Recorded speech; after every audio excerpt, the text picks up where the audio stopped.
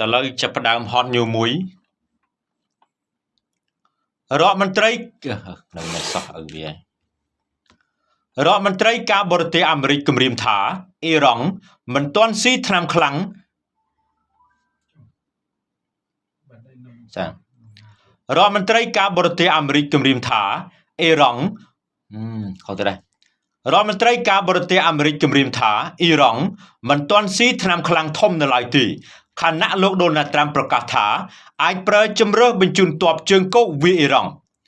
រដ្ឋមន្ត្រីការបរទេសអាមេរិក Marco Rubio បានព្រមានអ៊ីរ៉ង់ថាប្រតិបត្តិការយោធារបស់សហរដ្ឋអាមេរិករួមជាមួយអ៊ីស្រាអែលទៅលើប្រទេសអ៊ីរ៉ង់កន្លងមកមិនទាន់ខ្លាំងក្លាដល់កម្រិតនៅឡើយទេហើយគម្រាមឲ្យទីក្រុងទីអ៊ីរ៉ង់ត្រៀមស៊ីថ្នាំខ្លាំងជាងនេះ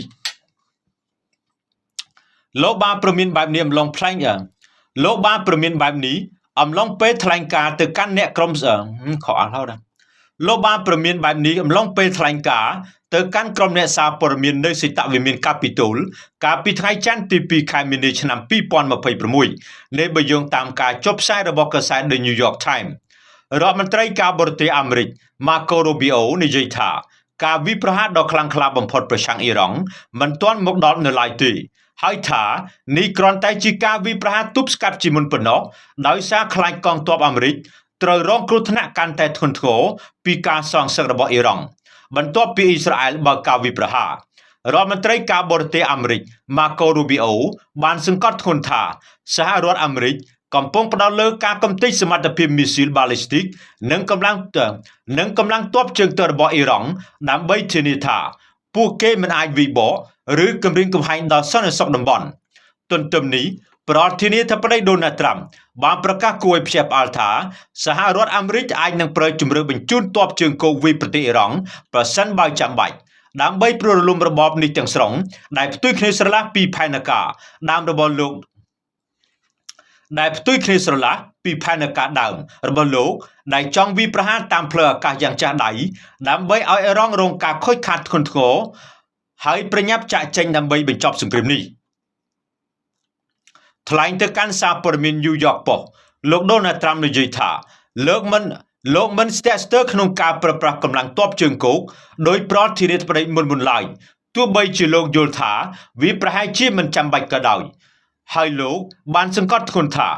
គោលដៅធំបំផុតគឺការកំទេចសមត្ថភាពមីស៊ីលបំផ្លាញរបស់កងទ័ពជើងទឹកអ៊ីរ៉ង់ឲ្យខ្ទេចងើបលែងរួចបញ្ឈប់មហិច្ឆតានុយក្លេអ៊ែរនិងផ្ដាច់ការផ្ដល់មូលនិធិដល់កងទ័ពភេរវកនៅក្រៅប្រទេសចំណែកឯរដ្ឋមន្ត្រីការពារជាតិលោក Hegseth និងឧត្តមសេនីយ៍ Dan Kane បានសង្កត់ធ្ងន់ថាបេសកកម្មកំទេចមហិច្ឆតានុយក្លេអ៊ែរនិងហេដ្ឋារចនាសម្ព័ន្ធយោធាអ៊ីរ៉ង់គឺជាការងារដ៏លំបាកនិងស្មុគស្មាញដែលមិនអាចកំណត់ពេលវេលាច្បាស់លាស់បានឡើយទោះជាយ៉ាងណារដ្ឋមន្ត្រីក្រសួងសង្គ្រាមអាមេរិកលោក Pete Hegseth បានបញ្ជាក់យ៉ាងច្បាស់ថាសង្គ្រាមនៅអ៊ីរ៉ង់មិនមែនជាសង្គ្រាមគ្មានទីបញ្ចប់ដោយនៅអ៊ីរ៉ាក់នោះឡើយ